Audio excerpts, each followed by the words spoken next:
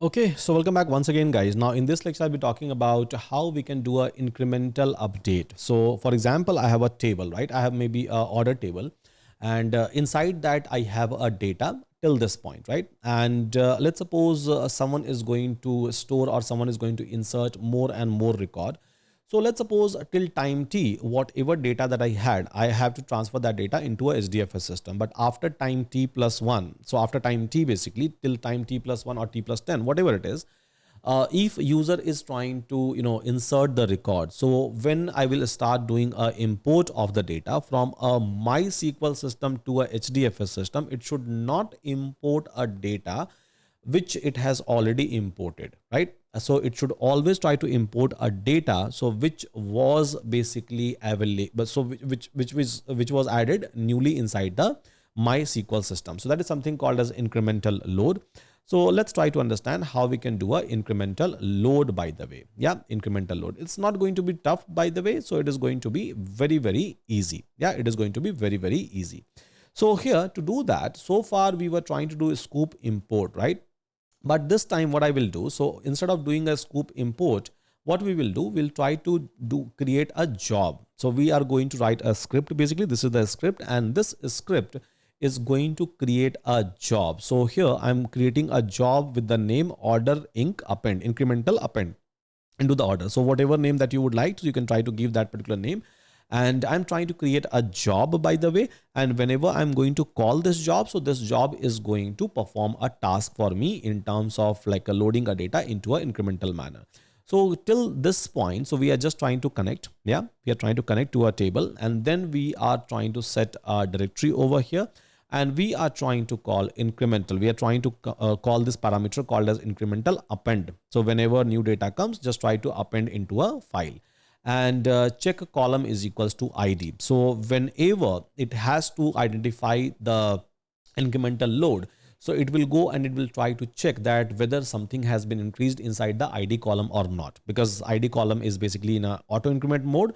So it will try to check, and last value is equals to 0. So it will try to basically like check whenever you are going to start it for the very first time, that okay, so the last value is equal to 0, and then next time, so it will try to check for the new ID. Number of mapper is equals to 1. I'm trying to give. Now let's go ahead and let's try to create this particular job. So here paste it, and yeah, so it has created a job, by the way. It has created a job over here. Now once this job is been created, right? Now once this job is been created, so how I will be able to execute this job? So to execute this job, command is very simple. So scoop job execute and the job name. Yes, job name. So okay, let's try to execute it. So here enter the password. Okay, CLOUDERA, cloud data. Now it has started executing it. It started executing the job.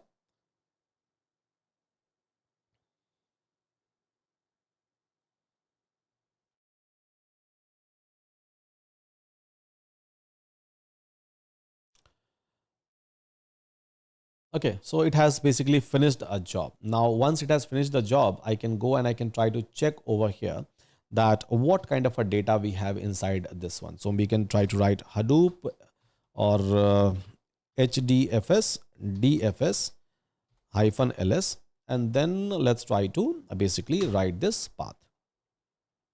So yeah, there is a part file it has created. You can even do a cat operation and you will be able to check what is there inside this file. So you will be able to see like data which is available so far. So maybe I can try to write append slash prt part hyphen m hyphen 00000. Yeah, and sorry, not I should not do ls, by the way. I should do a cat to see a data. So hyphen cat, fine. So now this is the data which is available. So ID is equals to 1, 2, 3, 4. Okay, that's cool. Now do one thing. Let's go back to a SQL, right? Let's go back to a SQL and let's try to insert a couple of more record over here. So paste and then insert couple of more record. Okay, so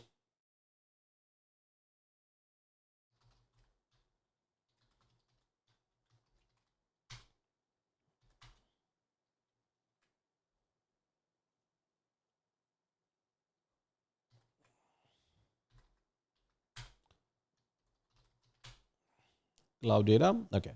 So now let's try to insert the record. So that's fine. Select star from orders. So no database selected. Fine. Select. So use basically retail. Fine. Now select star from orders. Now it has updated a couple of more records. So previously there was like 4 records, right? And now it has basically updated 2 more record number 5 and record number 6. Okay. So if this is the new record which I'm able to get, now how I will be able to transfer that into this particular file? Because so far I just have a 4 record which is available to me, right? So to do that, what I can do is that I can try to run the job once again, the Sqoop job which I have created. So Sqoop job execute order incremented append. And let's see. So whether, so password CLOUDERA cloud data. Okay. So let's see. So whether it is able to do an incremental load or not. So it should not bring the entire data, by the way. So it should always try to bring a data which I have appended recently, right? So that is something that it is supposed to do.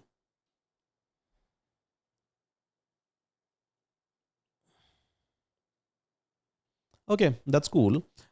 Let's try to check this Hadoop cat and let's see. So whether we have data or not. So it is not showing me a data, the latest one. Maybe I can try to do ls first. Yeah.